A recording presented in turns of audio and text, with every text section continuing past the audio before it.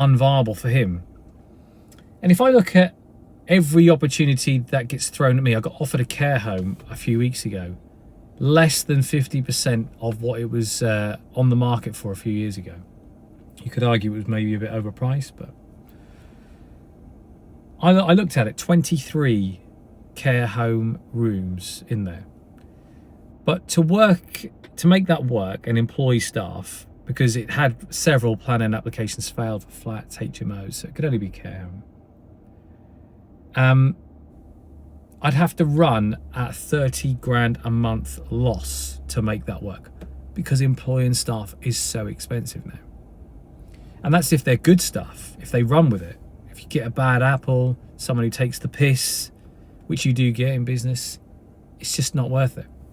The only business that you can even consider starting in the UK is a business without premises, so you don't pay any business rates, you don't employ any staff, and ideally is field-based or web-based, which is really sad.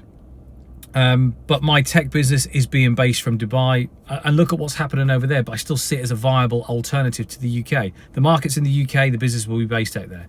As it grows, as I want to expand, as I want to take risks and have new ideas, why would I even consider doing that in the UK?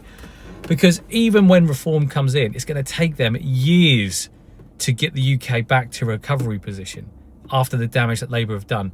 And the problem is in 10 years, 12 years, 15 years time, there'll be a new set of voters, people who would have forgotten about what damage Labour have done right now, and they'll vote them back in again. It's just not viable to consider the UK anymore as a long-term viable investment strategy place to base your business, because you can just get fucked over.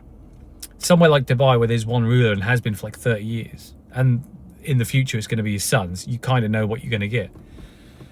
So yeah, what's everyone else's thoughts? I just think there's just no viable avenue forward in the UK.